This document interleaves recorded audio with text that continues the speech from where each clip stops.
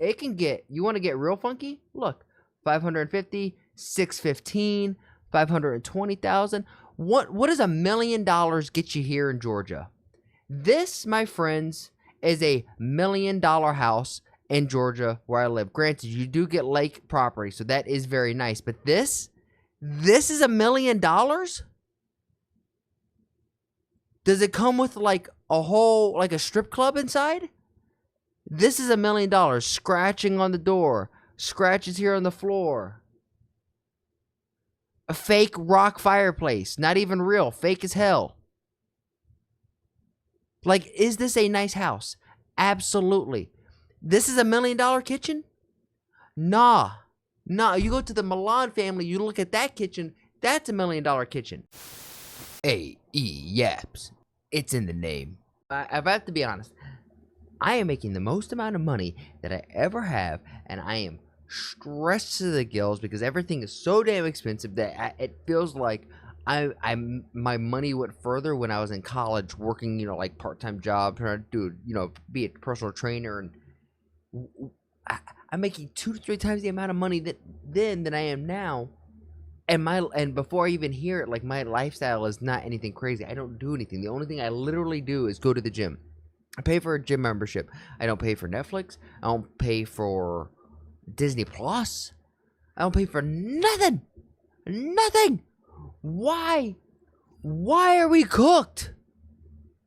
Like, genuinely. Is now 86% lower than baby boomers. Boom. Right on the money. I literally feel this. At the same age, resulting in the lowest number of first-time homebuyers in nearly 50 years. Yeah, we looked at this online. If you want to buy just an average house, you got to be willing to put down $650,000 to $750,000, and that's the area that I'm in, which is Georgia, north of Atlanta. It's not like I'm in the nicest areas of Georgia. This is getting to like California, New York levels. It's insane. And as 90% of employers refuse hiring recent grads, it raises the question, has Gen Z's future been reduced to nothing more than a monthly subscription? While each generation has entered adulthood during unique I can't even afford those anymore. economic hardships, the recoveries that followed often created even deeper systemic challenges, most evident in younger generations' growing inability to achieve the same financial comfort their parents once enjoyed. I saw this stat growing up, and I'm 30 years old, right? I was born in 1994. I saw the stat that my generation was going to be the first generation that was not as successful as their parents on average.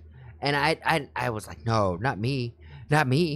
Like, me and my old man, we're making around the same amount now, but at least he has a house. He has some other things that he could use it for, like tax purposes, and things that he could at least say that he has some stuff behind him. I'm fucked.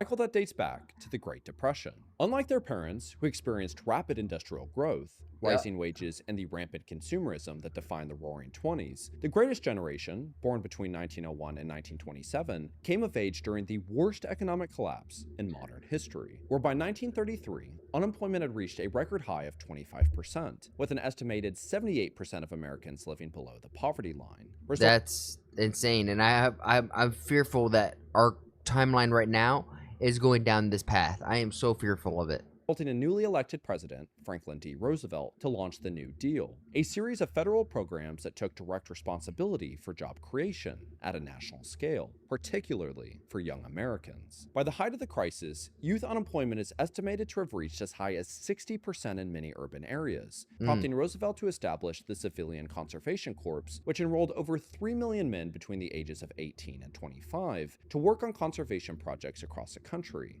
earning $30 a month, or roughly $740 today. And by 1930, $740 in a month. I couldn't even pay rent. I couldn't even pay rent.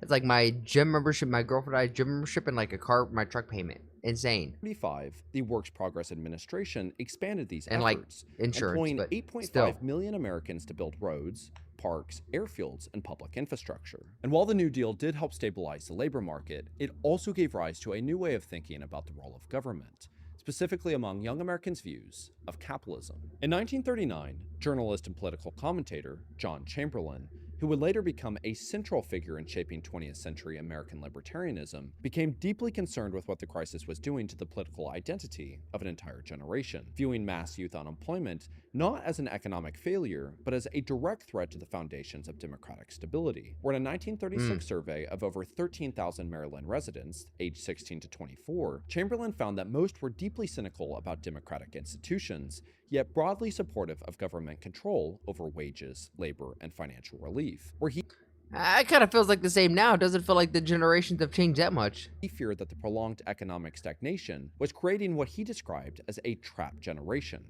This is what I like. This is what the thing comes from. Like young people, you see a Democrat, and you see an older man, you see a conservative. Writing, young people have no memory of a good economy with plentiful opportunities. They have limited opportunities for job training and no experience to fall back on when work becomes available once again. They are a trapped generation that will explode, and the fascist explosion will come as it came in Italy and Germany. And this is exactly what's kind of happening now, especially with, I know the Democrats are liberal thinking people who look at MAGA and call them a bunch of fascists. But this is the key issue for Chamberlain, who argues that fascism is very appealing to a generation that has never seen capitalism work well and has seen pitfalls of socialism and communism as well. He believes that vocation training is necessary to prepare young people to work when the jobs become available. When I read this, I'm just like, man, this is, you could rip this out and put it and apply it to today's day and age, because so many people are indirectly calling for some type of fascist regime of the government coming in, having one party, making it better for everybody, because what we've seen building up is just this collapse within our economy over the past 4 years. And just stating it now, I don't think this is the solution. Germany, regardless of education. I don't. Where Chamberlain illustrated this political volatility through the story of Joe Cairns, a young office boy who once identified as a communist, convinced that this economic system is never going to spread out enough to take us all in. But after a modest promotion to magazine writer, Cairns left politics behind, not because his beliefs changed, but because opportunity had replaced his need for ideology, which proved to Chamberlain that access to education— Wow. Literally take that and apply it to today's age. I bet you that, like, as soon as you give people opportunity, you give people something to do, something to give their life purpose, they're going to stop being activists. alone wasn't enough. What young people really needed was structure, vocational training, night schools, and long-term job pipelines, stating education is a weak bulwark for democracy if democracy can't deliver the goods in the forms of jobs, Turning the fan a down. future, or just plain hope. However, by 1941, America's youth was now called to action as the United States officially entered World War II, with capitalism now positioned in direct opposition from fascism, where over the next 4 years, the economy shifted into full-scale mobilization, creating over 17 million jobs and driving unemployment down to just 1.2%.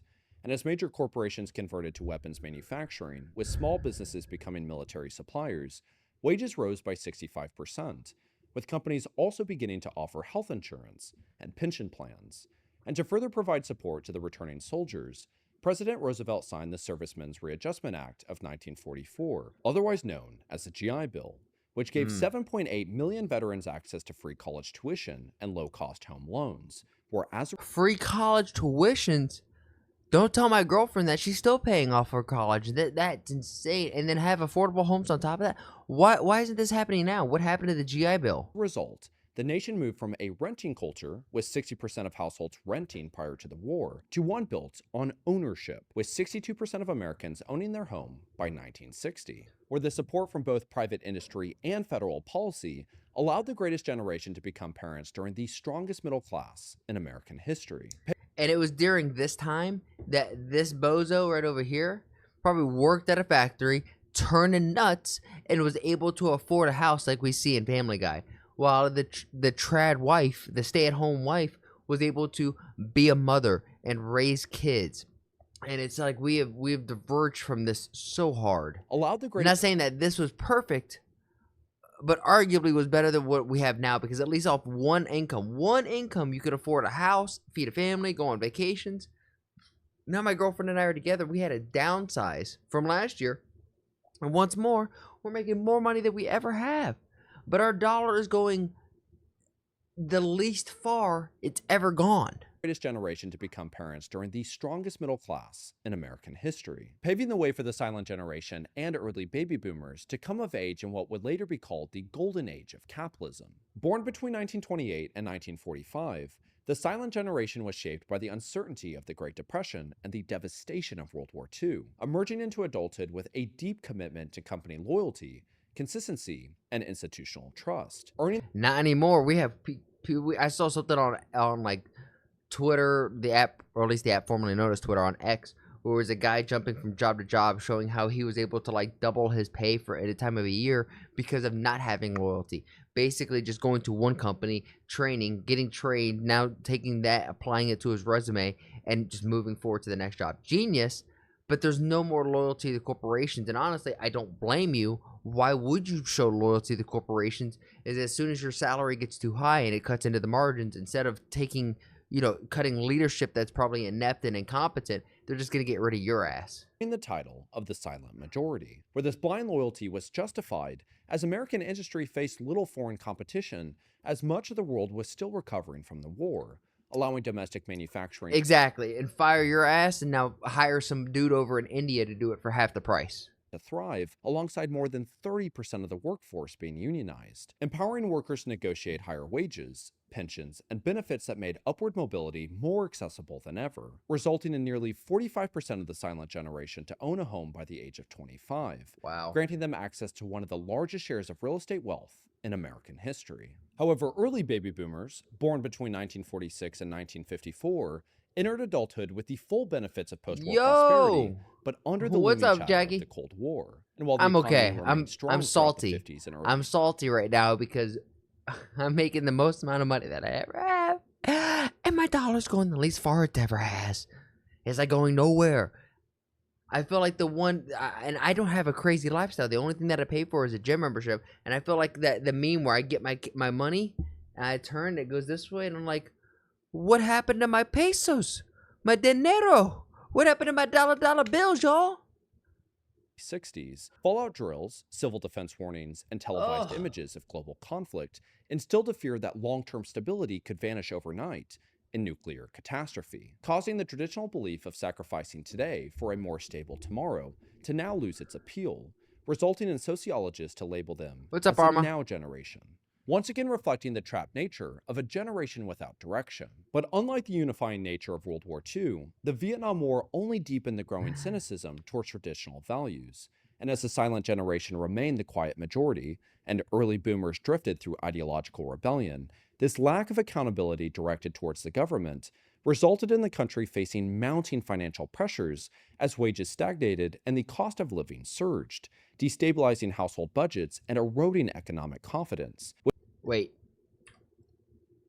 Living surged, destabilizing. Nothing has changed. Nothing has changed. High food prices eat up our wages while we eat less? Yeah. Literally nothing has changed. Household budgets and eroding economic. And I swear, you still have the guys dressed up just like this who are going out and protesting in front of Tesla factories. Confidence, which forced Generation Jones, the largest cohort of the baby boomer generation, what's up, born Yosh? between 1954 and 1965, to enter adulthood during one of the most inflationary periods in American history, facing a labor market defined by dead-end jobs and incredibly limited prospects. What do you think about the president's Right now, there's an echo? for uplifting the economy? You feel that they're going to help people like yourself get back to work quickly? Do you have me not double quickly. tapped? Not at all. It's going to take a long time because it took a long time to get where we were now. I just hope that they can get together and Still? put their heads together and find out something that'll help me get back to work. Resulting in only 32% of baby boomers to own a home by the age of 25, a 13% still? decline from their parents, resulting in these frustrations to further compound into severe distrust across America's youth, My voice specifically or in the regards background? to the federal government. Where according to Pew Research, public trust in the federal government fell from 77% in 1964 to just 36% by 1974, where instead of government about now? support, a 1970 Time magazine article Both. called for the assistance of private industry to now help guide the emerging generation, stating, "The young people now entering the factories present an opportunity for employers to end that alienation. How about now? Blue-collar youngsters are as eager as the college students to become involved and to genuinely earn Still the pay there. and leisure that they seek, Essentially, it is the task of management to give them that chance. But instead, they were met with a new social awakening that corporations' only purpose is to the pockets of their shareholders. Where in response, America's youth gravitated towards a leader who promised to restore order through less government intervention, low taxes, free markets, and deregulation, promising that the benefits would trickle down to the middle and working class, with Ronald Reagan's presidency solidifying a lasting ideological shift could you hear me go, that "Hello"? redefined prosperity as the result of individual effort rather than accompanied by government support, deepening skepticism towards labor unions, social programs, and federal regulations, Messing me up, bro. reframing them as barriers to growth rather than safeguards for stability, accelerating the economy to shift from manufacturing-based to a service-based economy, as globalization, automation, and mass outsourcing of American jobs dominated the 1980s. Where alongside this Reagan-era deregulation, Generation X, born between 1965 and 1980, entered adulthood throughout the savings This is and my loan parents? crisis, a period marked by rising unemployment and the highest number of bank failures since No the worries, Great Josh. All Depression, good. as well as the dot-com bubble of the early 2000s, which wiped out trillions of dollars in market value while further tightening access to stable employment. Where in response, the Federal Reserve decreased interest rates to 40-year lows, fueling We should take notes on this because seems to be a play-by-play of what's exactly happening now. So I'm expecting there to be interest rates cuts at an all-time high to match what happened here. an unprecedented demand for housing while driving home prices up by nearly 87% by 2006, resulting in only 27% of Gen X to own a home by the age of 25, a 5% decrease from their parents. However, in order Yeah, but now we're at, what, a 26% decrease? A 46% decrease? What did he say at the beginning of the video? to sustain the speculative housing demands, lenders began offering severely risky mortgage products targeted specifically at borrowers who traditionally couldn't qualify, giving Gen X the illusion that they could now afford to participate in the American dream. But unfortunately, as interest rates began to rise to help combat the growing inflation, many subprime mortgage holders saw their monthly payments increase by as much as 60%. And as prices Oh, could you imagine having something that you're budgeting and it's the same, like it's a recurring payment that you have to pay each month, like your rent, and your rent goes up 60%? began to fall, over 10.9 million Americans were left with negative equity, resulting in Gen X to lose more wealth than any other generation during the 2008 global financial crisis, as the net worth of American households declined by $17 trillion, a loss of 26%, with Gen X becoming the first generation to bear the full weight of an economy no longer designed to support the middle class. However, unlike the 1930s when the government created Hear 'em jobs out. and rebuilt public infrastructure, the federal response to the 2008 collapse prioritized financial institutions, deploying $700 billion through the Troubled Asset Relief Program to bail out the banks rather than stabilize working households or America's youth. And this is, I truly, it probably was before this. It probably was during, like, I don't know. But it definitely feels like the government works more about institutions and banks than it does the middle class people. And once more, we have to learn from history or we're going to be doomed to repeat it. Resulting in millennials, born between 1981 and 1996, to face a youth unemployment of 19.5%, nearly double This is the my national age group now. unemployment, forcing nearly half of recent college graduates into low-wage service jobs, despite carrying $40,000 in student loan debt. Or according to a 2016 $40,000. That's low. Everyone else that I know went to college is graduating with $60K. And that was my age group. The younger ones who are coming in now going to college, they're having to pay a much more inflated price for just to participate. report by Federal Reserve economist Lisa Detling, This is a unsustainable trend. It feels like in corporations, hopefully you guys can understand this. If you're in a corporation in like last year to this year, for some reason, if you had a fantastic year last year, they're going to come in and say, hey, we need you to do 10% more than you did last year so that we can keep this growth. It's not about sustainability. It's just about this constant exponential growth that is just unsustainable. entering the labor market during a recession reduced entry-level wages by as much as 9%, with most losses stemming from young workers accepting lower-paying roles just to stay afloat. And while some of that wage gap did close over time, Detling found that millennials still faced a cumulative earnings loss of 5%. And what's worse on top of this, you add inflation, that your dollar is going to go less and less value each and every year. 5%, you have to, there's like an imaginary 7% on top. So it's like you're literally losing 12% of your disposable income on how far your dollar can go. And I'm truthfully, like, if I don't see my YouTube or something start really popping off, whether it be a Twitch stream or YouTube, I'm going to have to get a second job. And I'm salary making nearly $100K a year. Even a decade later, I'm closer to 100 than I am 75. Invest, or buy a home, where between 2010 and 2020, just 6.8 million single-family homes and 3.1 million apartments were constructed, far below historic levels when adjusted for population growth, which further limited access to affordable housing. And although 28% of millennials owned a home by the age of 25, 1% higher than Gen X, this is largely due to the youngest members avoiding the worst of the recession, as we can see that the generation as a whole continues to lag behind, where by 2022... Thank you. Millennials are still tracking behind 62% of the 40-year-old millennial-owned homes in 2002 compared to the 69% home ownership for the baby boomers at that age. Just 62% of 40-year-old millennials owned a home, compared to 69% of baby boomers at the same age. How do we get highlighting ahead? the consequences of How entering do we get adulthood ahead? in an economy that completely abandons its future generation. And I bet you this guy and I are private and same governmental age. decisions failing to address systemic issues. Plus or minus Gen 2 Z, years. born between 1997 and 2012, inherited many of the same economic burdens as previous generations, but in the aftermath of an unbelievably divisive global crisis and an increasingly worthless dollar, where since 1970, the US dollar has lost roughly 85% of its value, Wow. with nearly 25% of that erosion occurring just within the past decade. Just because they're just printing fucking money, just constantly using the printer, and just from here to here, it's just like, this is insane. This is a stark fall off, but at least it had a rebound effect. Where is our rebound? This graph, ooh, bad.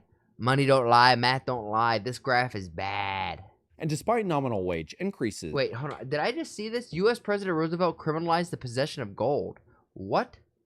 Erosion occurring just within the past decade. Nani? And despite nominal wage increases, productivity has increased 80% between 1979 and 2024, While hourly pay wages is have less only than grown by 30%. 29.4%, equating to an annual inflation-adjusted increase of just 0.2%. We're comparing... We got to figure out a way to stop this, because this is where all our real wages are, and this is the price of housing, vehicle insurance, food is now like just creeping up there as well. Granted, over the past few weeks, you can start to see the prices of like eggs going down and like milk and some other things going down.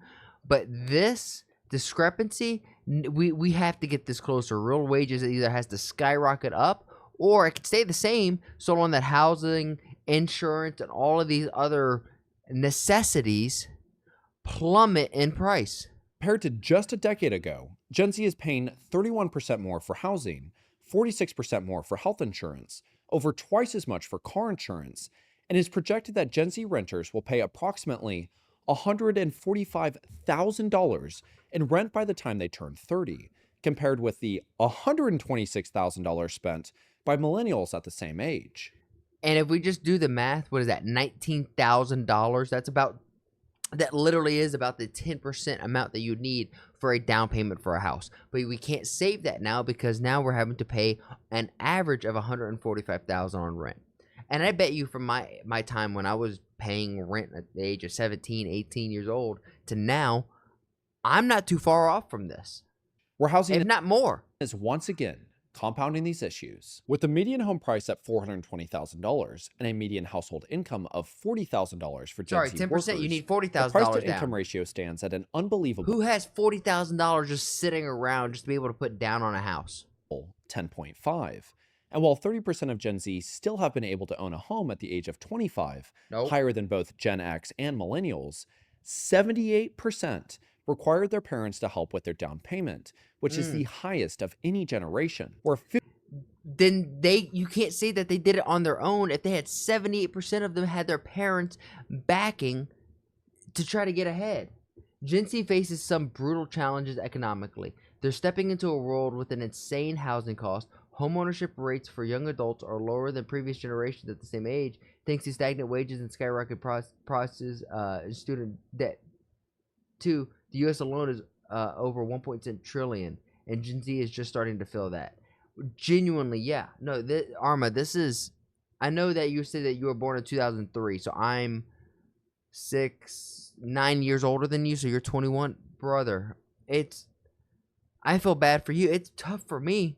You're the one coming up in this too. It's like, bro, we have to learn from the past. We have to, and by we, there's nothing that really you and I can do other than just put our nose down to the grindstone and try to be the best that we could be. We're having to rely on these old efforts and Congress and government to try to think about the people instead of the institutions. And if we look at history, well, they're going to be focusing on the institutions and not on the people. 50% of parents with adult children are now providing them with regular financial assistance, averaging $1,474 per month, alongside 52% of young adults between 18 to 29 to still live with their parents. And as the United States refuses to solve its housing shortage, alongside emerging generations being unable to afford the available inventory, institutional investors are now projected to own 7.6 million homes, or over 40% of single-family rentals by 2030. And this is the super gross thing,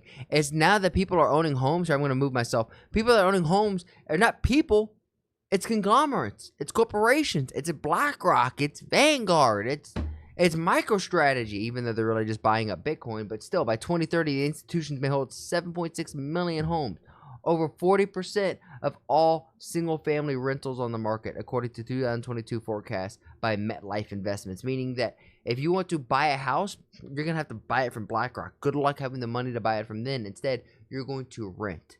And this is where we see that one dude from like the World Health Organization or the World Trade Organization of, you will own nothing and you will be happy. Like, this is their game plan, and it's working for them. Where just like the greatest generation and early baby boomers, Gen Z is unable to see the potential of a fruitful future, resorting to doom spending, as many in this cohort are no longer deferring gratification for a future that feels increasingly out of reach.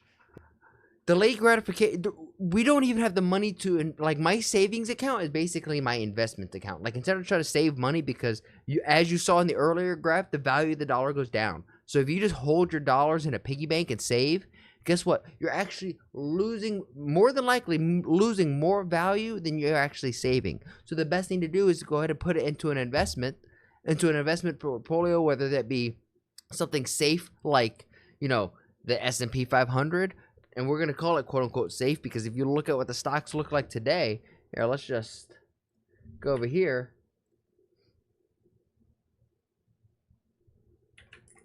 Let's just look up stock market. See if we can't find a picture.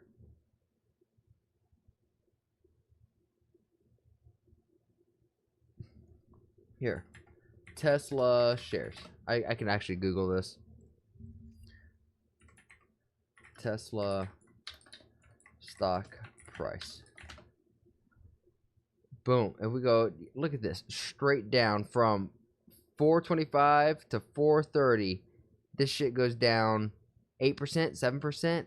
Like, this is insane. And granted, this is after hours, thank you, down 8%. Beauty. Where according to Bankrate, Gen Z's average credit card balance has risen by 25% just within the last few years. However, something else that is often not discussed is that there is still a large percentage of Gen Z that is under the age of 18, with the youngest currently sitting at 13, where by the time they're entering adulthood, rough projections are putting the median house price at $500,000 by Arma, this is what I was talking about with you. For me, it's bad right now, but for you coming up, it's looking even scarier. 2030. With Norada Real Estate Investments going as far as projecting the median home price being $1 million by 2040 if we maintain this current trajectory. And so what we begin to recognize is that while it might be different the way in which we're having the conversation, or who it is directed towards or about, the fact of the matter is that each generation is continuously having this exact same conversation over and over and over again. Yep. What we have to break the cycle. We have to learn from history, because if we don't, we're doomed to repeat it. I believe is different, though, is that each generation believes that their frustrations are being solved or addressed in a way that creates this very fragmented society.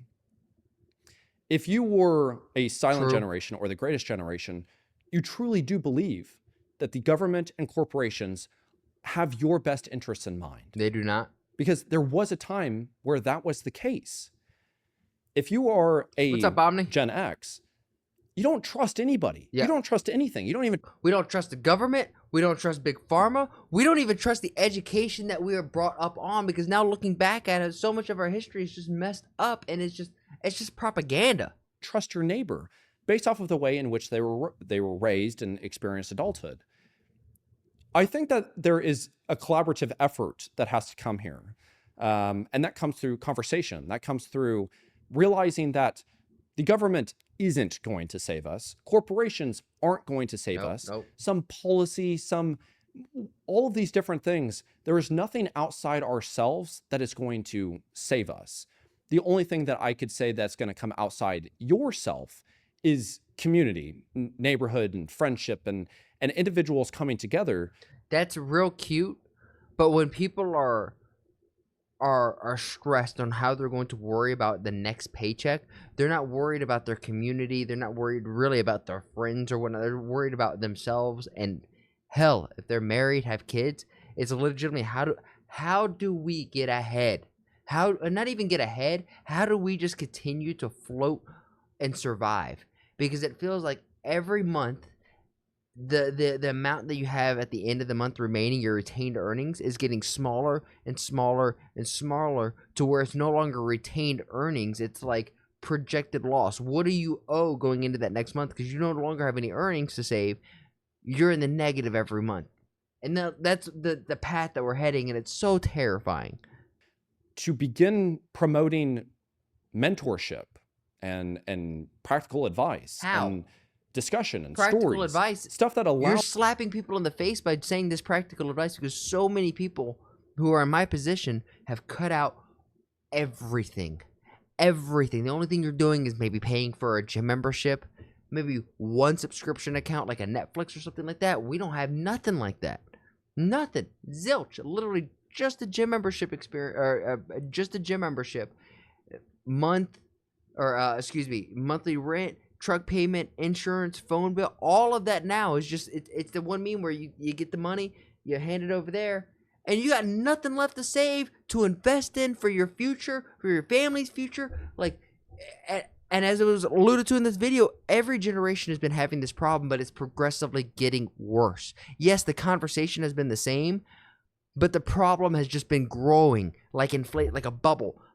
And eventually it's gonna pop. And you thought it would pop with the Great Depression? Nope, because it swung back around. You thought it was gonna pop in 2008 with the housing market? Nope. Guess what? Yeah, we did have recessions. We did have downtime.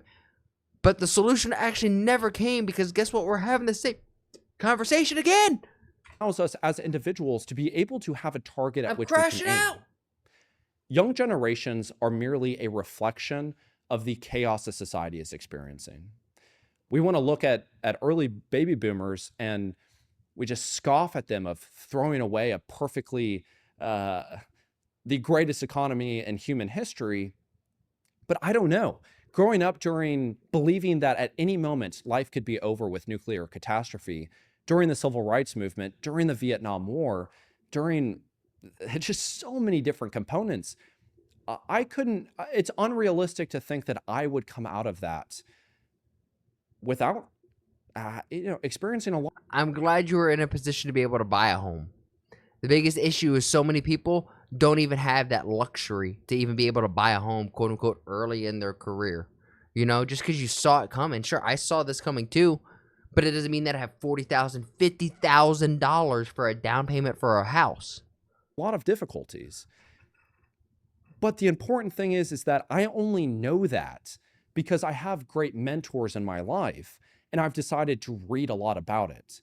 Society isn't telling me that. The news isn't providing news for the sake of it being a betterment in my life.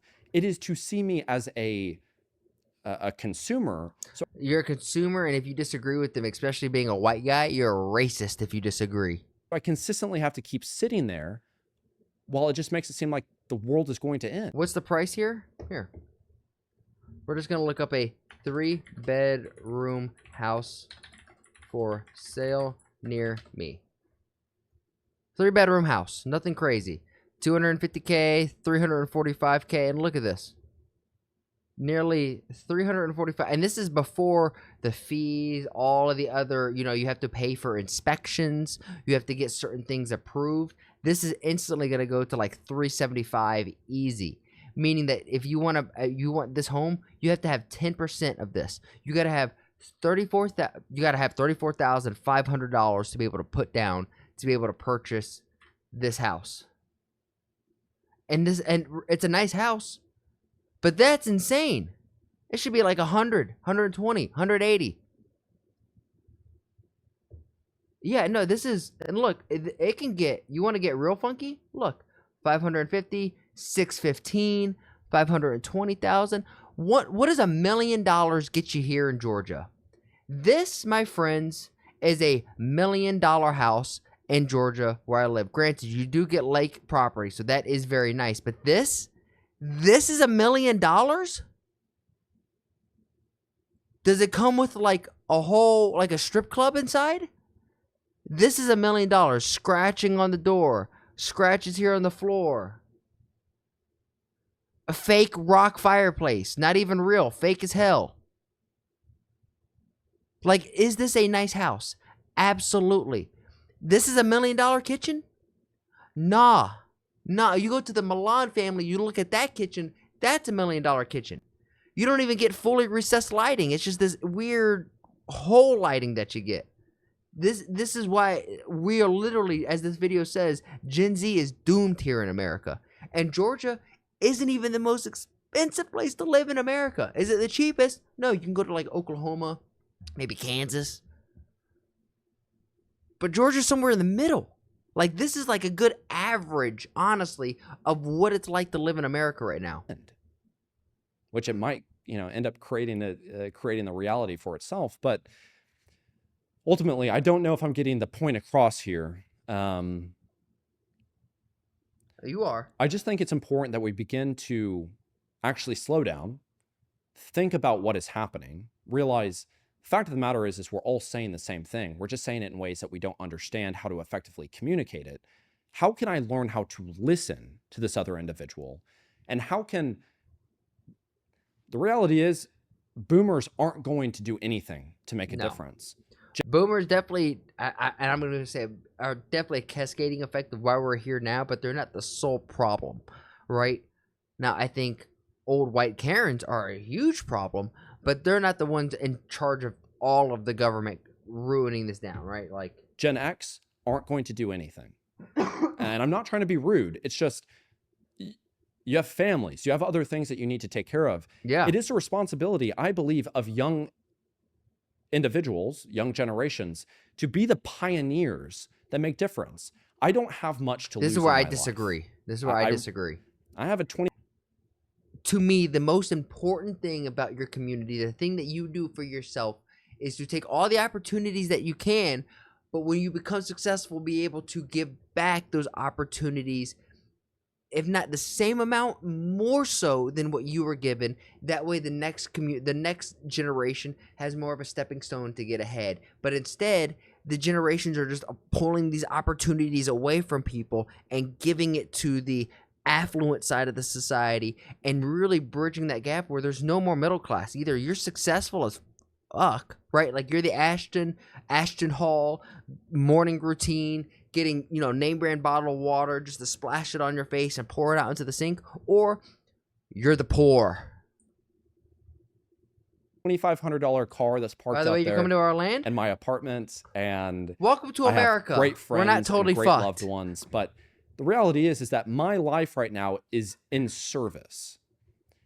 Yeah. But what we need, what young generations need, is we need assistance. We need guidelines. We need realistic expectations. We need to understand, Realistic hey, this is kind of how life expectations would be operates, nice. but I think you're onto something. We need words of encouragement. There's so many different things that just... I like how this sounds, but it's just nice little things. No, we need rules, regulations, and we need money flow. We need either the salaries need to go up, which I don't think is a good thing because that's just going to increase the cost of everything else. I think the cost of necessities need to come way down, way down.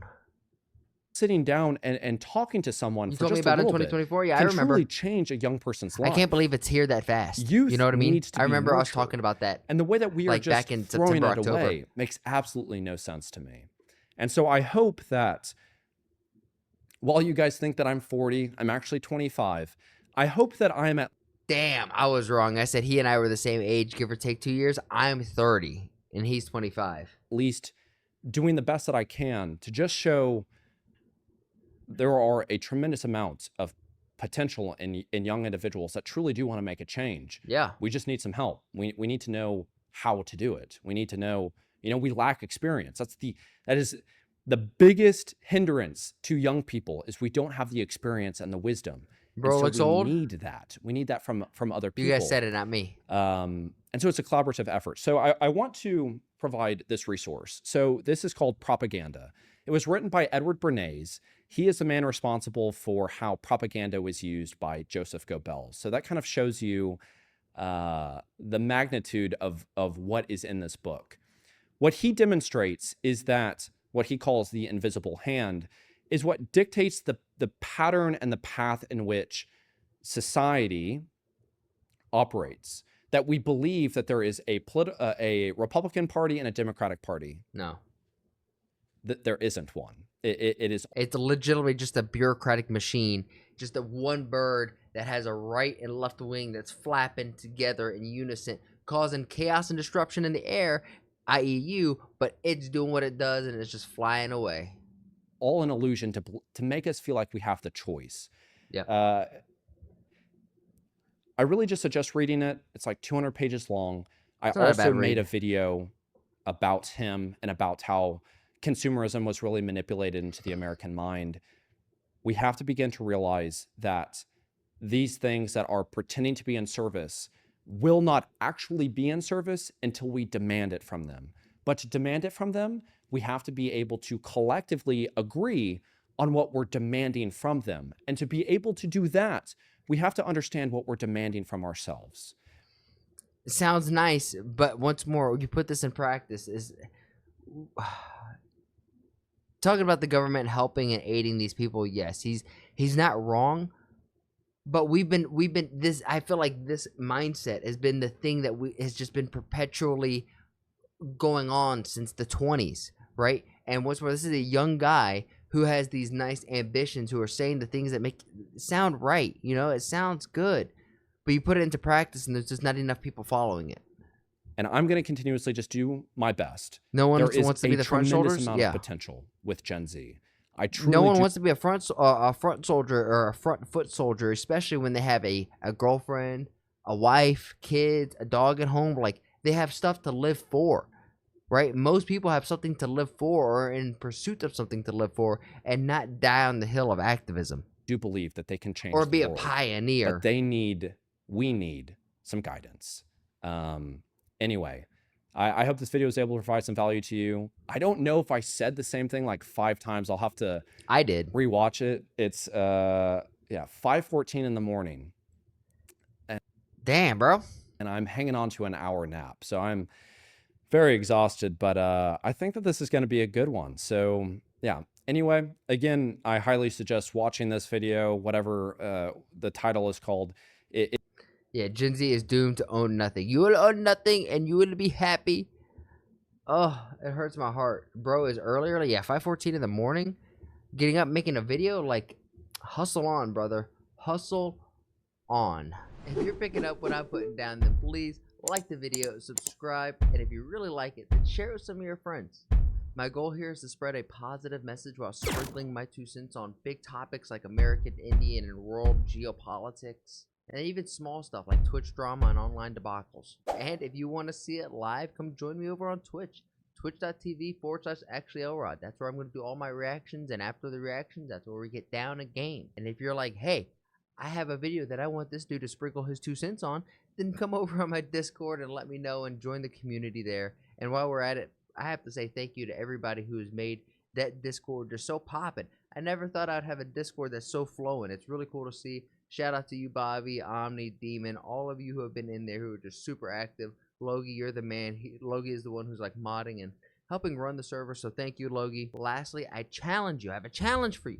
Make somebody laugh today. We all know there's enough hate and vitriol in the world. If energy is contagious like the flu, then let's spread and get everyone contagious with our positive energy, right? Not negative energy, because there's so much of that. And if we could just be a small little change in someone's day, then you never know. Maybe that's the thing that starts shifting this world to a happier, healthier, just better place.